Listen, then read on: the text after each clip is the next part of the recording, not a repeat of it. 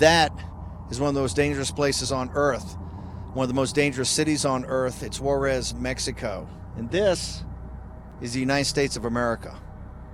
That is what separates it. The wall, built by private money. We built the Wall Foundation over a 72-hour period in late May and early June of this year. We're here for the next 3 days to have a Wall-A-Thon to allow you to share, to participate, and to hopefully donate so that we can take this wall, augment what President Trump and the government is doing, and build in those places that have been considered too tough to actually build in. The opening shot was Mount Cristo Rey, which is one of the great natural barriers here. People said for years that it would separate and you couldn't cross this. But what we found out is that the cartels have made this the headquarters of much of their operation and brought as much misery to people in the United States as they brought to the people in Mexico. This is sex trafficking. This is drug trafficking. This is arms trafficking.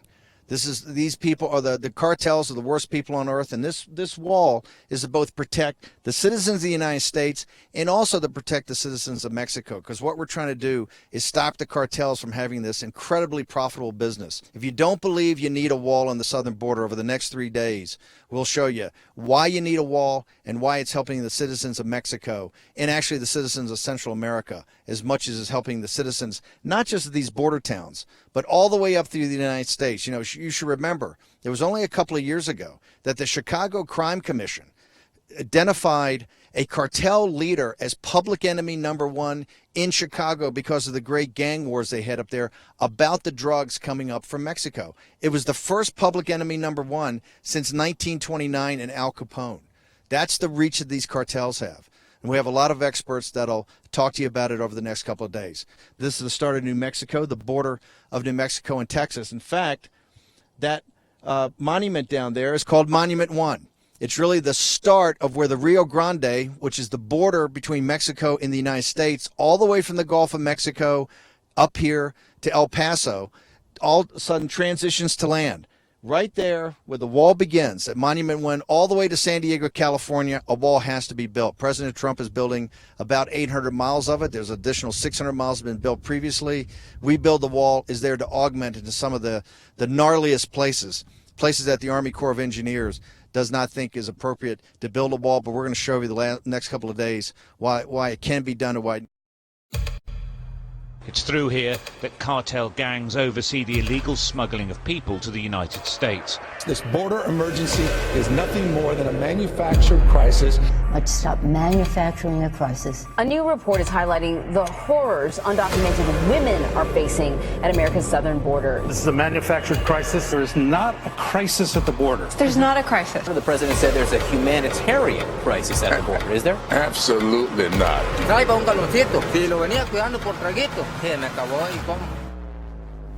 All of this whole mess is manufactured. It's a manufactured crisis. A non-crisis at the border that's really not fooling anybody. How does Ebola sound to you?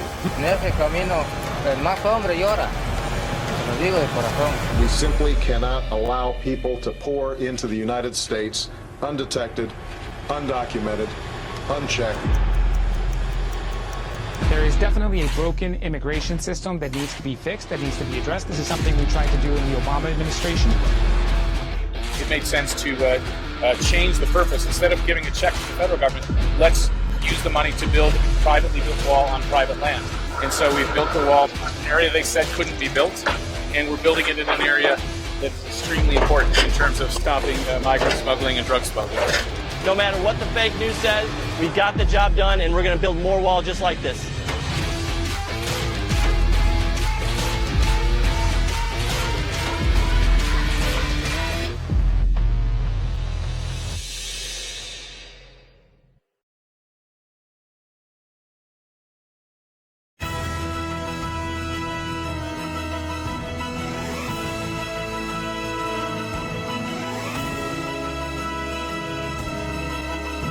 Live on the U.S.-Mexico border in El Paso, Texas. It's the We Build the Wall Wall-A-Thon, because every mile matters. And now, here are your hosts, Stephen K. Bannon and Brian Kolfage. Hi, Welcome back to day 3 of the Wall-A-Thon. In fact, we've got some announcements about how the Wall-A-Thon is going to be actually extended.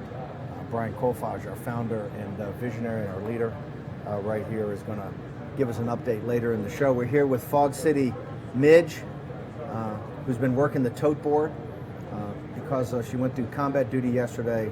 We now have her at the main desk as one of our co-hosts. She's one of the top influencers in the conservative movement, and Fog City's going to talk to us a little bit later about what being an influencer is and how important it is. We had a very special ceremony to kick this off the other day, and I would like to. Do we have that package? Can we run this? I want to play it, want to show it, and then I want to have Brian Kolfage, our founder and leader, address it.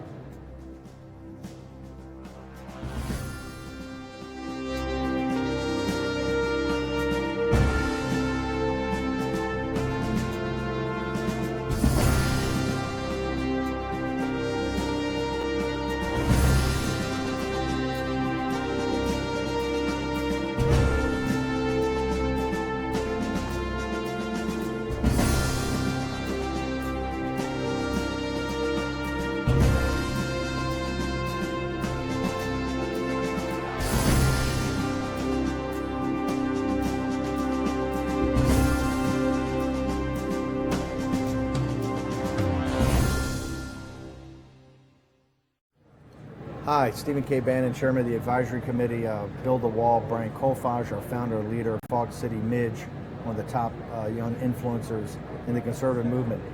Brian, given everything you've done in service to your country, how important was that? What kind of moment was that? What were you feeling when Old Glory went up the rise on the wall that you basically built to be raised and to stay up there for an emblem for everybody to see? Well, it's hard to explain, but this was a battle we fought here. A battle with the media, a battle with liberals.